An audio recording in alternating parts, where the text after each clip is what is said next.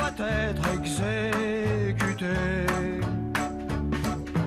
Le premier qui dit la vérité. Alors c'est un programme qui est utile, c'est pas un divertissement alors c'est... Alors c'est pas un divertissement mais il se positionne bizarrement, hein. Oui, C'est-à-dire oui, que vous j'allais êtes vous le moitié divertissement, moitié magazine, il y a un petit peu de tout mais c'est très bien fait, c'est effectivement anglais. Ça s'appelle Food, Truth or Scare, ce qui veut dire alimentation entre peur et vérité, c'est sur la BBC One. Et ici, ils répondent très clairement à toutes les questions que nous nous sommes tous posées.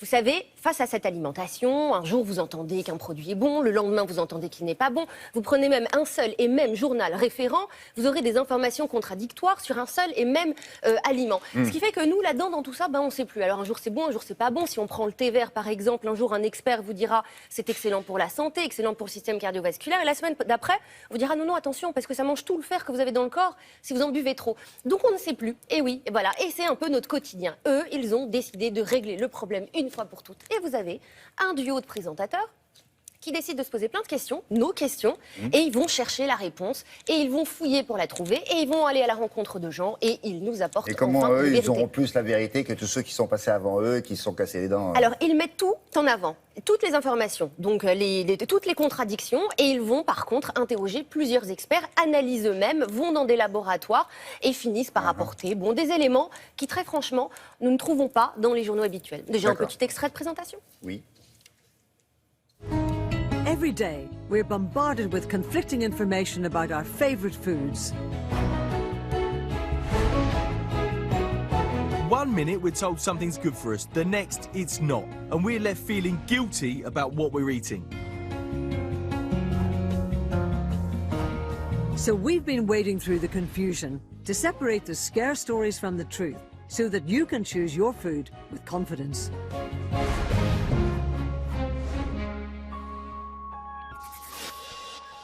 Hello and welcome to the series that goes behind the headlines to ask whether what we're eating is as good or as bad for us as some reports might lead us to believe. So, as we make all of that a little bit clearer, we'll find out which foods are the ones to eat and when, and how the wrong choice can make a real difference to your performance.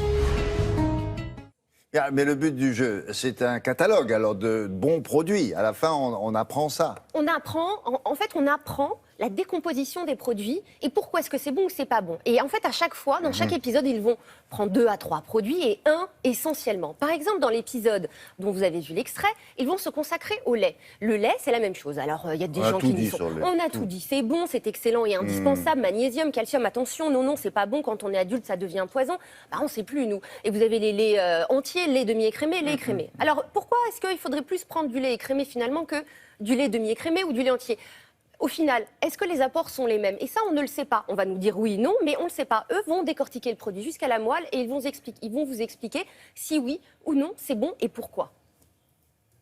Now, if there's one food we've known about for a very long time that has some pretty impressive powers, it's milk. But there are those who have given it up completely, turning to alternatives like soya, almond or rice milk instead.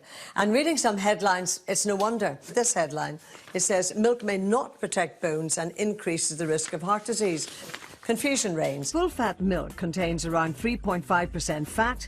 Semi-skimmed, the nation's best-selling milk, has around 1.7% fat. And skimmed has virtually no fat at all, with just 0.1%. But that doesn't mean it's necessarily the best choice. So the calcium is going to be the same, the protein is going to be the same, so it's literally just the difference in fat. And the fat is actually a crucial component of the milk, because it helps the body digest some of the nutrients found inside. For example, vitamin D. Vitamin D is a fat-soluble vitamin. So skimmed milk and full-fat milk both contain vitamin D. But the vitamin D in the full cream milk or the full-fat milk will be better absorbed than in the skimmed milk. Oui, là, il vaut mieux prendre son crayon, son papier. Alors en fait, je vais vous la faire très courte si vous voulez. Ce qu'elle nous explique, c'est que finalement, ce qui fait que les éléments nutritifs du lait, comme la vitamine D, etc., vont réussir à s'intégrer dans les os et donc à être bénéfiques pour notre santé, eh bien c'est le gras. Donc quand vous prenez un lait demi-écrémé ou un lait écrémé, c'est super, il y a peut-être autant de magnésium et calcium sur l'étiquette, sauf que ça n'adhère pas aux os. Donc finalement, autant ne pas en boire. Ah oui, d'accord. Le gras, c'est le véhicule qui a... C'est le qui a- véhicule, ah, c'est ce qui permet à la vitamine de s'installer oui. et d'adhérer au corps. c'est bien. votre Et on truc, apprend hein. plein de trucs comme ça tout le temps. C'est vachement bien. BBC? BBC One. Non, je dis ça pour les gens ici. Pas mal, ça, hein, c'est intéressant. Merci beaucoup.